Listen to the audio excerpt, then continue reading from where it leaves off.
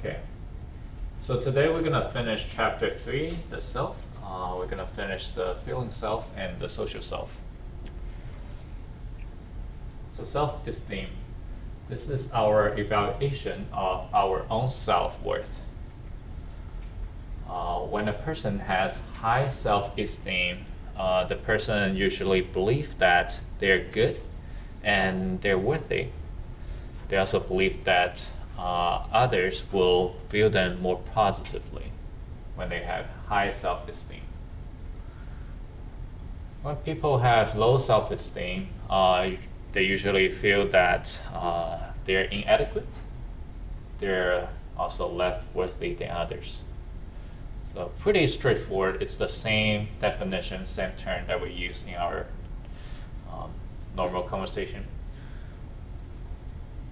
So self-esteem relies on success and failure in important domains such as academics, work, sports, fitness, your physical health, mental health, your social life, or anything that you find important.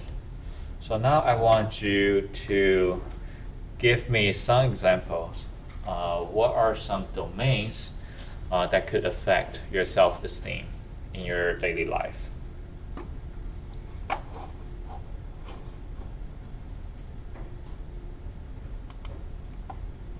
Yeah. Failing a test.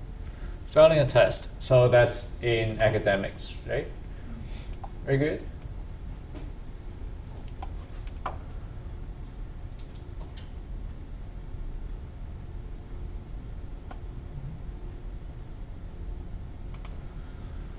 right, what else? Can you think of any other domains than those things? Yes. This one's a bit broader, but I'm a first generation Aggie, so it's very important to me to my family.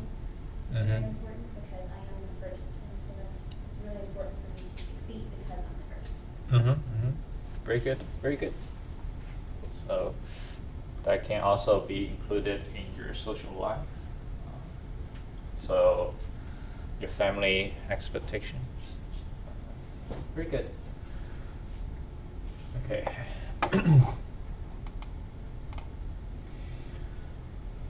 So self-complexity is when your self-esteem they become more resilient after failures if you base your self-worth on more domains. So this is like don't put your eggs in one basket. I'm gonna give you an example. So if you only care about school and your academics, when you get a D, it will be devastating. However, if you care about not only academics but also sports and your social life, getting a D wouldn't feel that bad, and it lasts shorter amount of time. Assuming that you're doing well in other domains. So I'm not saying if you do badly in all of the domains and you feel better. No, assuming that you have failure in one of the domain and then you do well in other domains, you become more resilient, right? So this is a very good coping method or a good defense mechanism. Can you think of one example besides the example that I gave you, getting a D while you only care about academics, or versus you care about other stuff like academics and your family and other things? It should be pretty simple. I just want you to kind of think through this. Yes? Like if you apply for an internship and you don't get it, you'll feel a little better about yourself if you know that there's other things that you can do and other opportunities instead of just basing it on that one opportunity. So, how do you? So you said that if you realize that you have more opportunities than that one job, is that what you mean? Okay. would you say that's still in the same domain, like work domain? Yeah. Yeah. Can you think of any examples that's, let's say you failed at all the applications that you applied for? How would you feel better? I mean, maybe then you could also focus on either school or social life or family. Yeah, very good, very good. That's what I want you guys to get to. So it's like, let's say, in worst scenario, you failed on all your tests or all your work applications, but you still have your social life. What else? You still have your sports, your teammates. That will make you feel a little bit better, and you will feel less devastated. All right, very good, very good. Okay, so we have cultural differences in self-esteem. Usually, most Westerners have higher self-esteem than Easterners, and we found this through self-report and implicit aptitude test. How many of you know about the implicit aptitude test? Just one? Okay. Do you want to explain? So I read about it for self-esteem in the book. Mhm. They use it for self-esteem. It's a good one.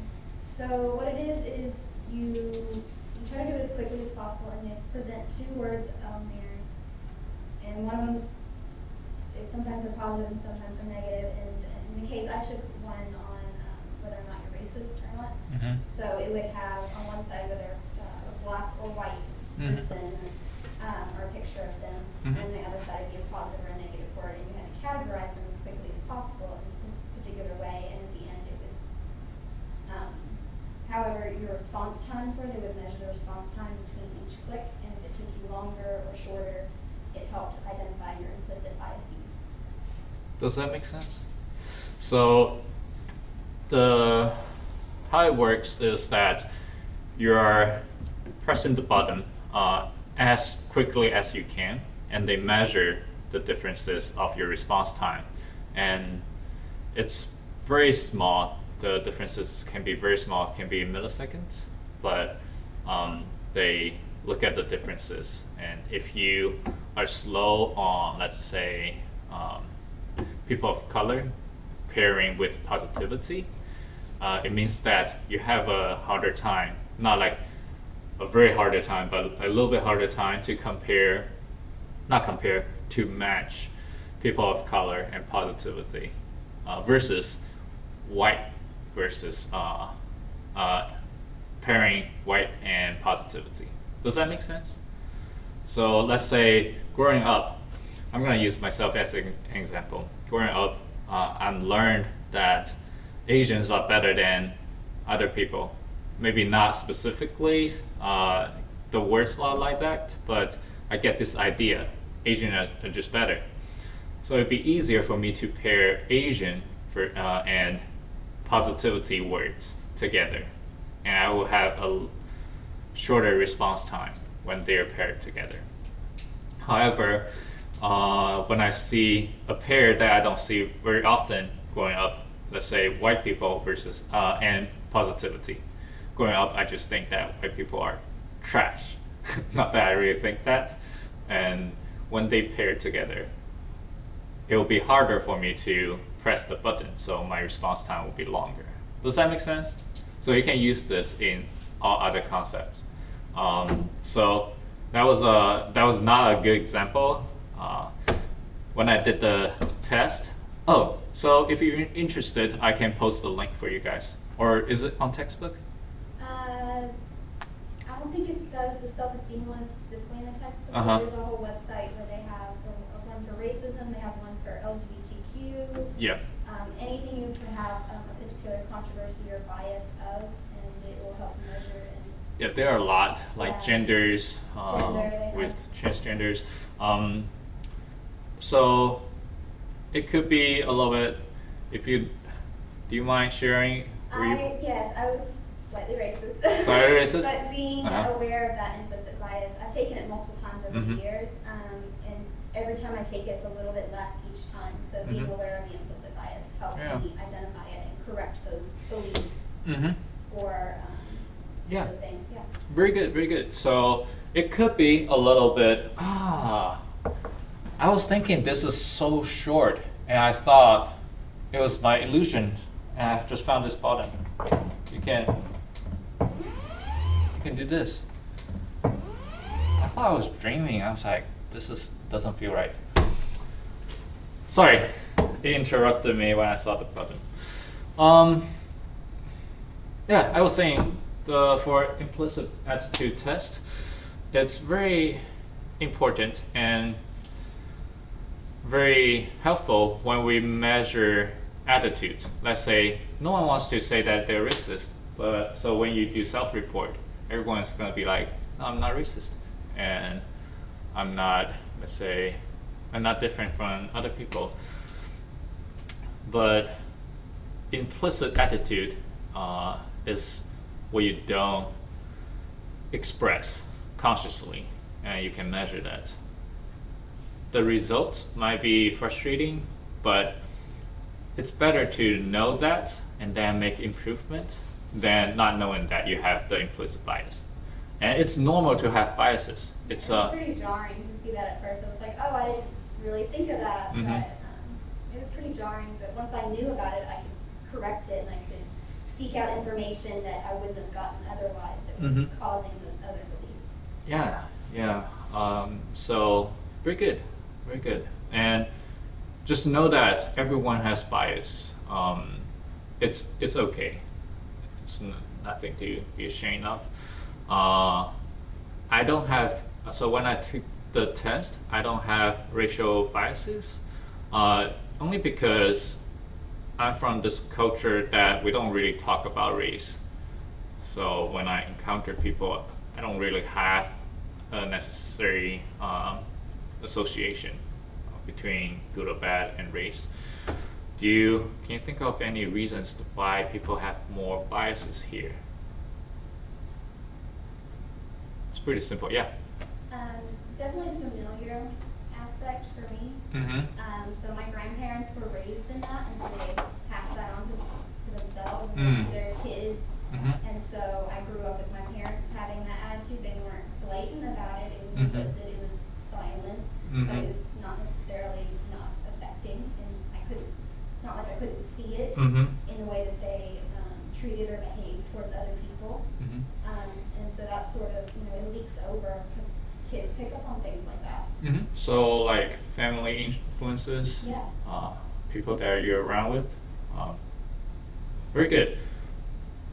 What else? Yes. About like why you would have those, like why you would be racist, right? Racist. Let's use that as the topic. Why people have more racial bias here in the U.S. compared to. I'm thinking in the U.S., are we more diverse than like say China? Yes. I feel like You're more diverse, but isn't that gonna help you? Well, I feel like what happens is you kind of hang around people, and you just automatically kind of like categorize them. So.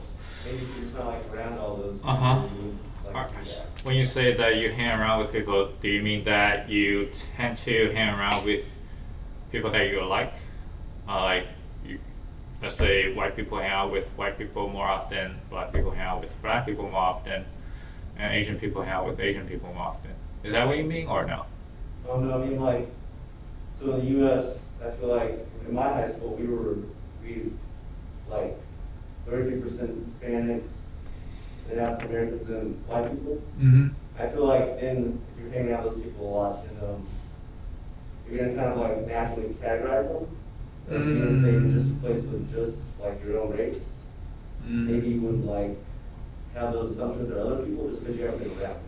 So I'm trying to get this correct. So you said that the majority of your high school is white. We No? were like very even across. Oh, very even? So, Yeah. like preconceived notions. Yes. Okay, so I think it makes sense. However, if if I'm just like trying to use your words, or you were saying, don't you think that having equal numbers of different ethnicity should help that situation? I feel like in general, we just kind of like try and put people in boxes just so we can make it like Mhm. easier for like automatic cognition. Yeah. That's a very natural thing to do that people make categorization. We automatically categorize people using their features. What I'm saying is, if you think about this using psychology, examples of having more diversity should actually help that. The reason, I'm telling you, the reason why it's like that, it's because people like to hang out with their in-group, whether you know it or not. Maybe you just prefer to hang out with white people more often, unconsciously. You don't even know that. Maybe because you share the same culture, that's why you hang out together more often. You have more similar topics. You have similar interests. That's my assumption. Because if merely having different ethnicity in one situation, in one environment, that should actually help the situation because you are interacting with them. You're breaking your stereotypes because through interacting. So I think the underlying reason there is we prefer our in-groups. Does that make sense? Very good, very good. So that's one reason. And you mentioned family influences. What else? I don't know if online students are expressing their opinion. Oh, they're not. Okay.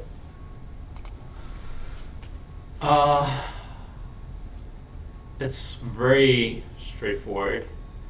There's a very simple answer I haven't thought about yet. Yes. In our whole history, we have a lot of like racial. History. Yes, history.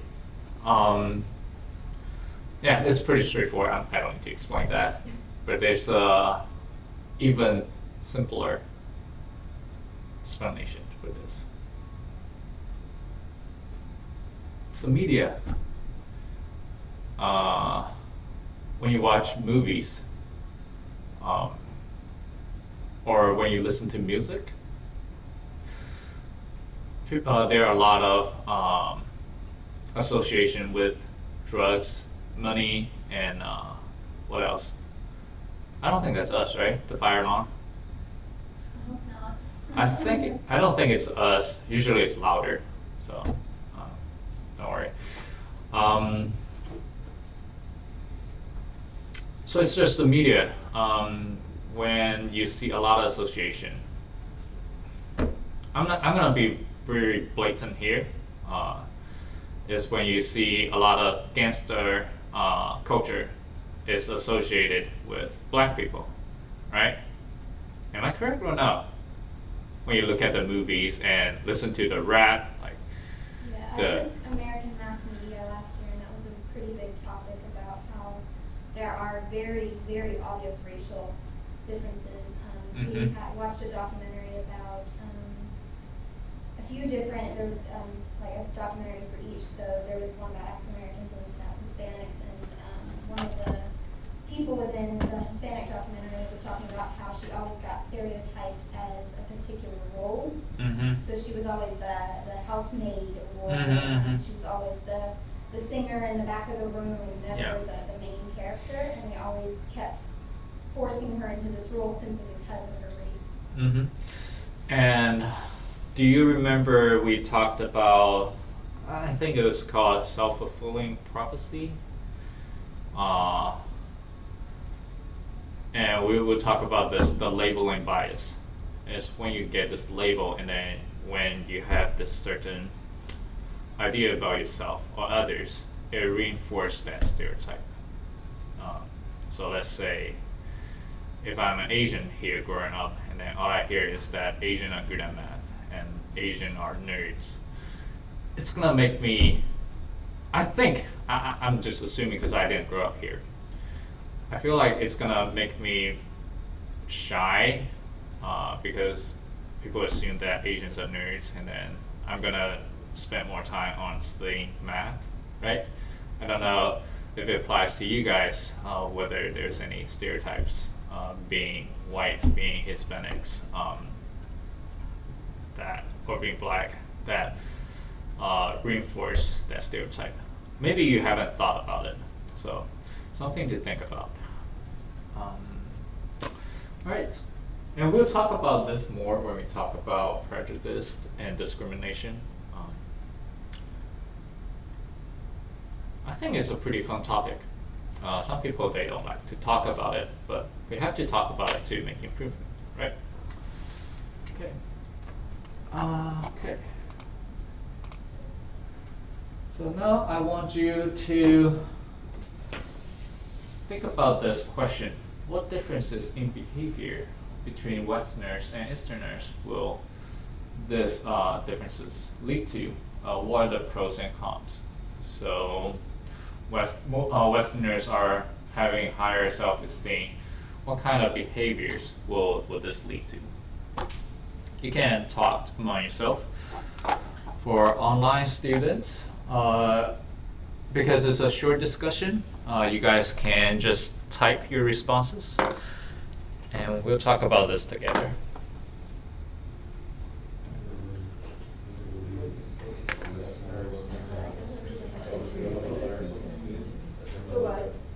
Like, if that's actually true, just Western confident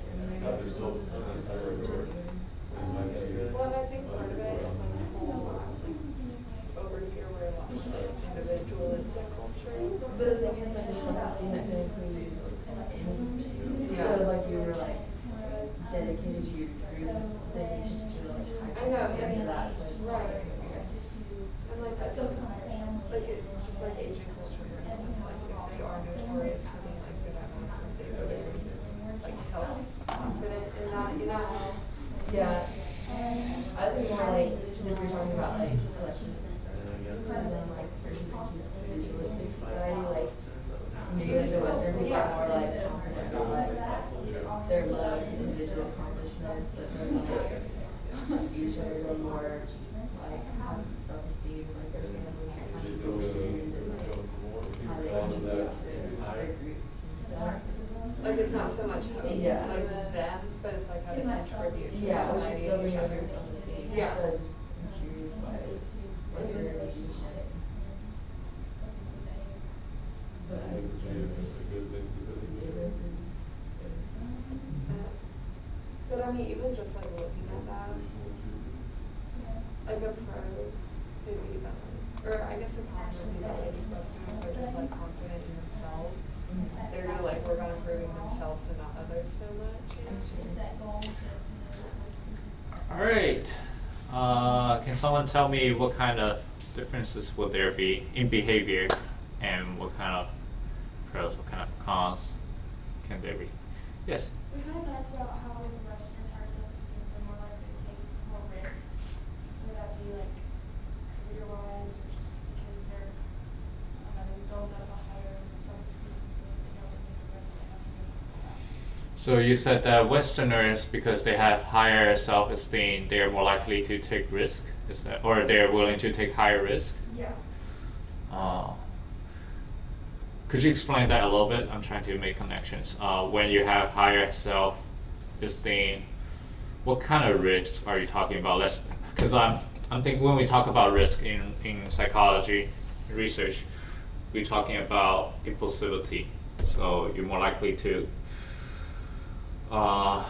be more impulsive, take risky behavior, such as unprotected sex, such as gambling. So that's what I thought of when you mentioned taking higher risk. But I can't really find connections. Like when you have self-esteem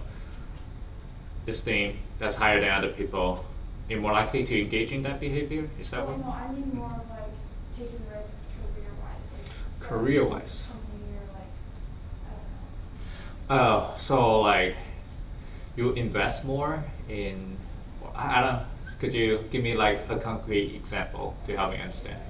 I don't know, I was thinking Uh-huh. of like, I was thinking of Shark Tank, where you may go on there and pitch your Oh, idea. okay. So you're more likely to put yourself out there. Yeah. Okay. You have a thought? Oh, I understood what you were gonna say, so I was gonna like say that, like applying for the job that you don't think you would necessarily get, like. Okay. So taking risk as being more confident. Mhm. Gotcha. All right. Very good. Did you have a? We talked about the books that mentioned individualistic versus collectivism countries and Very good. communities. Uh-huh. And so we said that in individualistic countries, you're constantly looking inward and focusing on your personal achievements, and that potentially could lead to higher self-esteem. Because while in collectivism, they're constantly looking towards family, and so family is the most important thing. And so they're not necessarily looking inward to their own. So For example, they will say thanks to my family before they say that, oh, I worked hard to earn this. it's less self attributing things less to Mhm. the self. And Mhm. so Mhm. a con of this, however, is that in individualistic countries, narcissism may be higher. So people are more confident, but there might be more narcissists. Yeah. What are the pros and cons that you guys talked about? I'm gonna read some response here. Okay, so I feel like higher self-esteem and cultures with lower self-esteem can clash, and the higher self-esteem culture could potentially treat the lower one badly. So that will be the cons.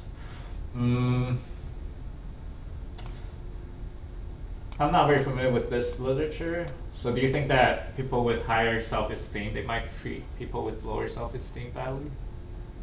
Or you can type your explanation, Vinny, here to explain why you think that. Okay. They also said that the groups could feel isolated from each other. I'm assuming they said that groups between Westerners and Easterners. Yeah.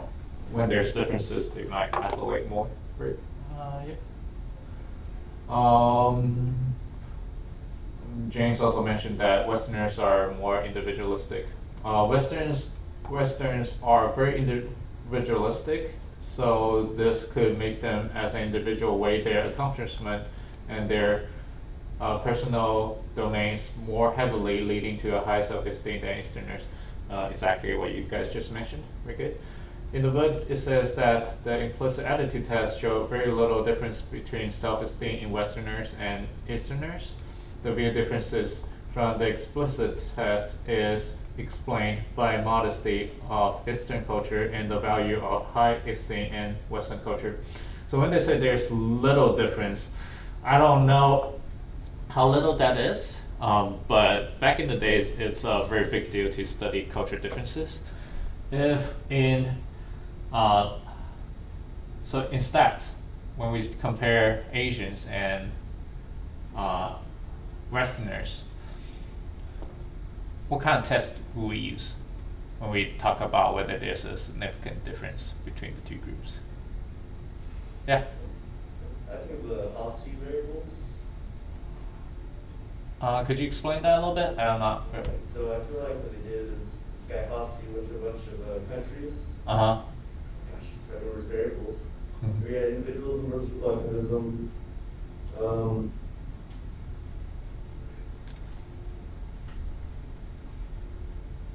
Can't remember the other ones.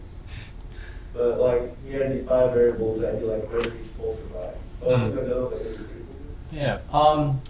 So what if I'm asking from like a stats perspective, what kind of analysis would you use? Let's say you are conducting this study. What analysis? 2 sample t-tests. 2 sample t-test. I don't know if it's the same term. I would call it independent t-test because you have 2 different sample from different populations and they're not interacting with each other. and you're doing a t-test to compare whether their means are different. So keep that in mind when you have two groups. In your experiments, you will conduct a t-test, and when you have more groups, you will do a no-vote. Some side notes. Okay. I think Easterners will be more reserved too, which could result in Westerners being more domineering, like more dominant. Is that what it means? I'm not very familiar with this term. Using pressure. Okay. Out of dominance. Okay, so more dominant. Okay, very good. Okay. So for Westerners, they're more confident. They tend to be overly optimistic about their future, and they might set higher goals for themselves. Like you mentioned, you might apply for jobs that you don't really like to. For Easterners, they're more modest, and they set lower goals for themselves. Those are some simple examples that I came up with. Now I want you to have this discussion. We don't have much time, so it will be a short discussion. So masks, they have been shown to be safe and effective to slow the spread of COVID-19. Why are so many Americans still refuse to wear masks? And what do you think about this problem? And how can we better persuade those people to wear masks? And this is from an article. It's refusing to wear a mask is a uniquely American pathology. Talking about individualism. So talk about this for a little bit, and we'll discuss together.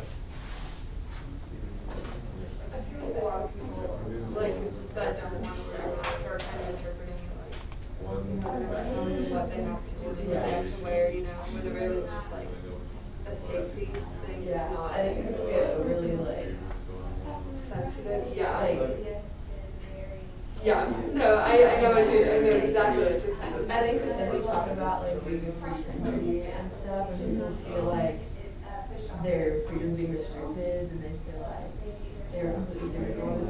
So they're identity.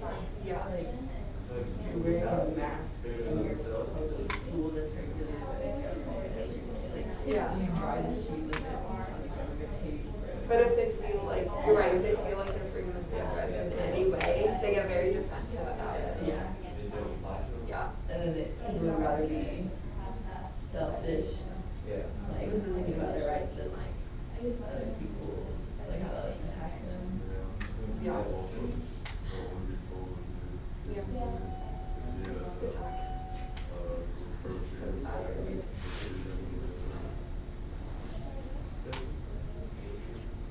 Alright, I'm gonna read some responses from the online students very quickly. So Americans, they don't like being told what to do, haha.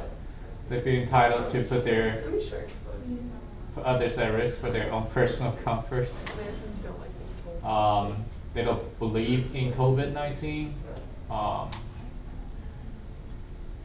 They distrust the CDC and COVID, and think wearing a mask is useless. They said,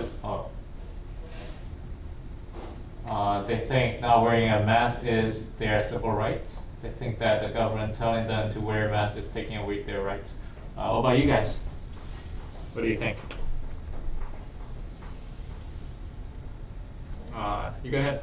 We talked about like almost like the self-esteem issue, how Westerners have high self-esteem, so that they think they're above the rules, they don't have to follow them, or it's not going to apply to them. Mm-hmm. Very good, very good. So you have like self-esteem, and then you think highly about yourself. Yeah. Okay.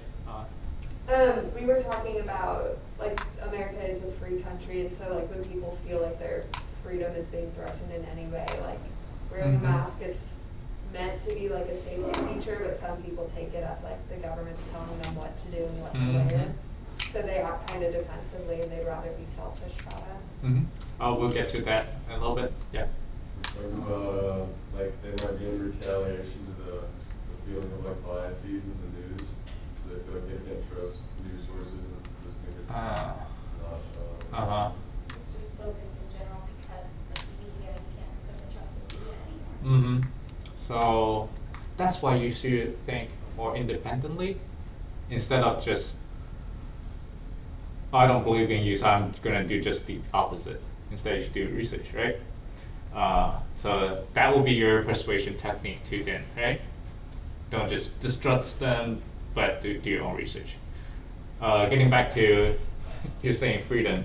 So I hate wearing this, but I kind of have to. So kind of being professional. And when you work in certain area, you need to wear lab coats. You need to wear uniforms. Why don't people think that's violating their rights of freedom? Yes. I think like we just overly advertise how we're like a free country and like First Amendment, like people get very up in arms about all that stuff. Like you're saying, like we have very regulated things all around us, we just don't pay attention to it. So when something kind of comes out of nowhere and we label it as like regulations and people feel like they're being like infringed upon, but I think we just have like a more entitled culture. Like if something bothers you, then you feel like it's like directly at you and you need to like defend yourself, like it's just doing something for the community. Yeah. Can you think of any persuasion technique what you can do to counter that? I think just like bringing up all the regulations that we already have is like a good point. Yeah, I saw this little video clip and they said, I think it's called Freedom Cafe or something, and where they listed like, it was sort of like a parody or a spoof, if you will, making fun of people who don't wear masks. But it was saying about all the regulations of a restaurant. The employees have to wash their hands, they have to wear hairnets, they have to, wear masks protecting you. But they have all these different regulations in restaurants, and they were listing all of these, and they said, well, if you don't believe in wearing a mask, then, maybe we have to respect the beliefs of one of our cashiers who believes in not washing their hands. And one of our cooks who believes that, the best way to stir soup is with their hand. So, yeah, it was funny, but it still definitely drove home the point that there's always been regulation. Very good, very good. I'm going to read these comments real quick and then we'll move on. So Riley says that Americans don't want to wear masks because they can only perceive themselves as the most important thing. And that's why we prioritize comfort over protecting others. That's harsh.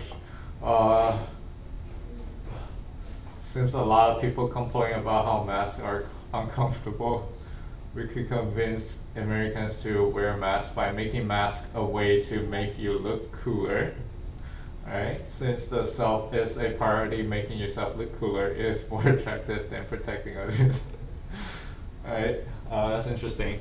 I wouldn't say that all Americans like that. I'm just that's a good point. Some people do think that they're very important. They're just selfish, right?